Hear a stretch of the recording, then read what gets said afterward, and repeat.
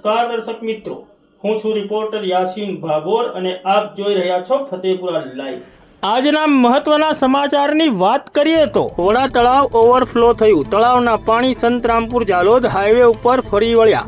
સિંચાઈ વિભાગની બેદરકારીથી તળાવ ઓવરફ્લો થયું હોવાનો ગ્રામજનોનો આક્ષેપ। તારીખ 3 સપ્ટેમ્બર 2024 અને મંગળવારના રોજ સાંજે 5 વાગે મળતી માહિતી પ્રમાણે વડા તળાવ ઓવરફ્લો થયું। તળાવ ઓવરફ્લો થતા તળાવના પાણી સંતરામપુર જાલોદ હાઈવે માર્ગ ઉપર ફરી વળ્યા। ત્યારે અહીંના સ્થાનિક રહેવાસીઓએ જણાવ્યું છે કે સિંચાઈ વિભાગની બેદરકારીના કારણે આ તળાવ ઓવરફ્લો થયું છે અને આ પાણી રસ્તા ઉપર ફરી વળ્યા છે। વડા તળાવ એ દાહોદ જિલ્લાની અને મહીસાગર જિલ્લાની હદમાં આવેલું છે, તેમજ ફતેપુરા તાલુકા અને સંતરામપુર તાલુકાની હદમાં આવેલું છે। અહીં તળાવ ઓવરફ્લો થયું હોવાની જાણ થતાં વહીવટી તંત્રના અધિકારીઓ ઘટના સ્થળે દોડી આવ્યા હતા, જેમાં પ્રાંત અધિકારી, મામલતદાર તેમજ સિંચાઈ વિભાગના અધિકારીઓ તળાવ ખાતે આવી પહોંચ્યા હતા અને તળાવનું નિરીક્ષણ કરીને સમીક્ષા કરી હતી।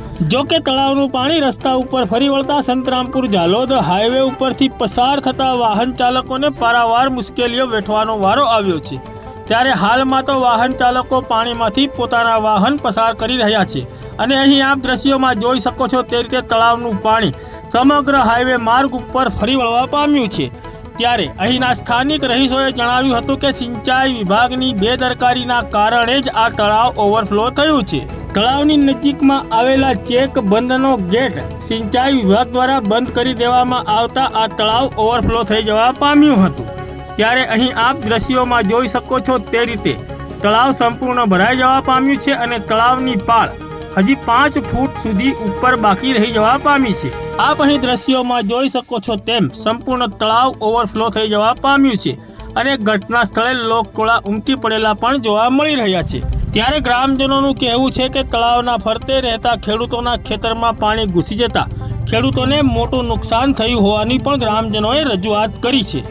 તળાવ ઓવરફ્લો થવાથી પ્રભાવિત થયેલા ખેડૂત શું કહી રહ્યા છે, ચાલો સાંભળીએ।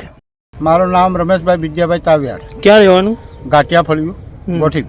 શું રજૂઆત છે તમારી? બોલો। અમારી સાહેબ રજૂઆત એ જ છે કે આ નાની સિંચાઈના કર્મચારીઓના હિસાબથી આ બેદરકારીથી આ તળાવમાં આટલું બધું પાણીને અમારી નુકસાન થયું અને આ બેદરકારીથી આ બધું થયું। શું બેદરકારી રાખવી? એ લોકોએ ચાલુ ચોમાસે ગેટ બંધ કર્યો કેનાલનો। કયો ગેટ? આ સામેવાળો। આ ગેટ કાયમ બંધ રહે છે, ખુલ્લો જ રહે? આ ગેટ બંધ રહે છે પણ ખુલ્લો હતો અને આ સાહેબ એન્જિનિયર સાહેબ ને બધા આવ્યા એની ટીમ, એટલે ચાલુ વરસાદે આ ગેટ બંધ કર્યો। એની બેદરકારીથી આ બધું થયું છે, નાની સિંચાઈની બેદરકારી। તમને કેટલું નુકસાન થયું? અમને આખા ગામને બહુ નુકસાન છે, ખેતીવાડીમાં અને ઘરોમાં બધે પાણી રસ્તા બંધ થઈ ગયા, બ્લોક થઈ ગયા ઉપર। તમારું નામ? રમેશભાઈ વિદ્યાભાઈ તાવિયાડ। રહેવાનું? ઘાટિયા ફળિયું, ગોઠી। ત્યારે વડા તળાવ ઓવરફ્લો થઈ જતા સંતરામપુર જાલોદ હાઈવે માર્ગ ઉપર શું પરિસ્થિતિ સર્જાય છે તે આ દ્રશ્યોમાં આપ નિહાળો।